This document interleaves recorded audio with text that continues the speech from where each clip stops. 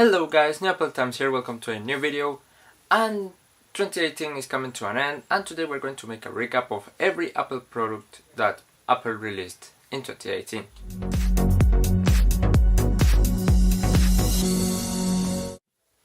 Okay, so the first product to be released by Apple this year was the HomePod.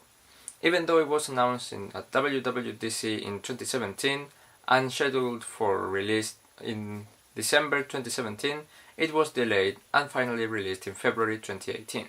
However, when it came out, it was lacking two of the main features that were AirPlay 2 and stereo support.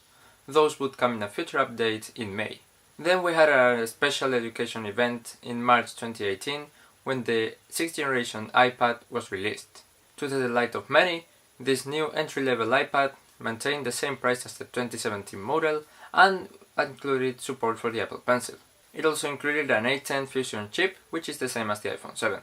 Also in that event, Apple made available a lot of new colors for Apple Watch bands for the spring with matching iPhone cases, and make the iMac Pro Space Gray accessories sold separately. Following that event, in April, we had the product red iPhone 8 and 8 Plus, which were basically the same as the iPhone 8 and 8 Plus, but in a brand new color. Apple also did this last year with the iPhone 7 and 7 Plus. However, this year, the front of the phone was black, as many fans were claiming when the first iPhone 7 in product red came out, as the front was white and it didn't look as good, but this time around it was black.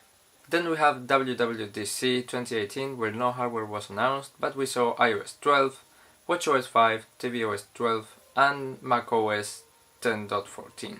A few days later, also in June, Apple updated the MacBook Pro with Touch Bar, with up to 32GB of RAM, new 8th generation Intel chips, and up to 4TB of SSD. Another configuration with Radeon Pro Vega graphics card would come available in December. Then the summer passed and came September. September is always a really good month for Apple fans, as it's where all new iPhones get announced. And this time around we have 3 new iPhones. First were the iPhone XS and XS Max. The XS was pretty much identical to the 10 in regards to form factor, and the XS Max was pretty much identical but bigger.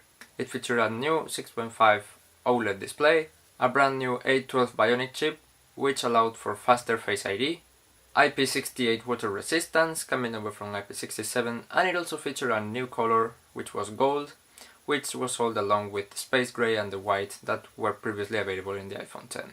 That A12 Bionic chip also allowed for a Smart HDR, which was a new capability of the camera to make sure that every part of the photo was in focus, and we also got a 512GB option. These were launched in September and feature 4GB of RAM. But as I said before, this was not the only iPhone that was released this year. Apple also introduced the iPhone XR, which was basically a downgrade from the iPhone X to make the gap bigger between both and make you buy the more expensive one, but this one was available in several different colors. These 6 new colors were white, black, product red, yellow, blue and coral. They featured the same A12 Bionic chip with Face ID, though they had an LCD screen with lower resolution. It also had one lens on the back camera and lacked 3D touch, which is replaced by long press in some parts of the system but not in others. Surprisingly, Apple wouldn't release an official case for this iPhone until December, where they released a rumored clear one that shows up the colors. And then came what's probably my favorite product of 2018, that's the Apple Watch Series 4. In fact, I liked it so much that I picked it up. This Apple Watch featured the first big redesign ever for the Apple Watch.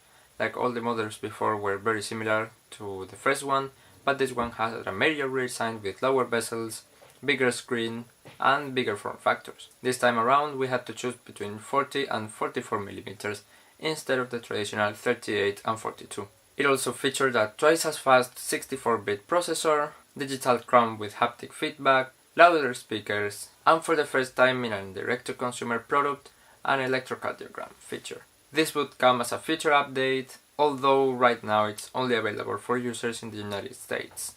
The Apple Watch Series 4 was available in September and the Nike Plus edition on October 5th, which was when I picked it up. Then by the end of October we had the 4th Apple event of the year, where Apple introduced the new iPad Pro. This new iPad Pro also had a brand new redesign which made it thinner. It featured a USB-C port, feature loved by many, not by me, but it offers the possibility to hook up an external display as a second monitor. It also featured no headphone jack and the A12X Bionic chip, which made for huge numbers. It also ditched the home button in favor of Face ID and all the gestures we're used to in the iPhone X.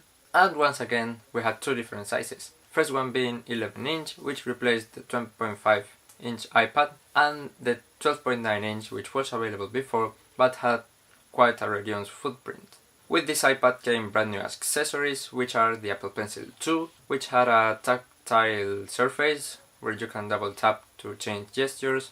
It also pairs magnetically and charges wirelessly by connecting it to your iPad, but not in a strange way as the old one. We also had the Smart Keyboard Folio, which this time around was connected to the back of the iPad and offers protection to the back of the iPad as well, not that the old one, which only protected the front.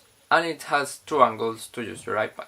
In that same event, Apple announced a brand new MacBook Air with a redesign, slimmer bezels, Intel's 8th generation chips, Retina display, and up to 16GB of RAM and 1.5TB SSD capacity. This MacBook Air also features two USB-C Thunderbolt 3 ports, Touch ID and louder speakers. And last but not least, after over 1600 days, Apple refreshed the Mac Mini. This time around it comes in a brand new stunning space grey, and it's no longer a Mac for switchers but rather for pros. And because of that Pro tag, the price tag also raised from about $500 to about $800, that is what the base model costs. However, with that $800 you get plenty of I/O, quad cores configurable to 6 cores, Intel's 8th generation chips of course, and up to 64GB of RAM, 2TB SSD and configurable 10GB Ethernet. So as you can see, if you reached the end of the video, there's a lot of stuff Apple released in the year, but there's also some missing stuff that we were expecting to see or were rumored and did not come out. The clearest example is of course our beloved AirPower, which was announced in September 2017, saying it would be released in 2018, and today, as of the recording of this video, is 30th of December 2018, and still no hints about AirPower. However, it was mentioned in the paperwork of the new iPhones that came out this year. Also with this AirPower we were supposed to see an AirPods wireless charging case and probably AirPods 2 that didn't come out either.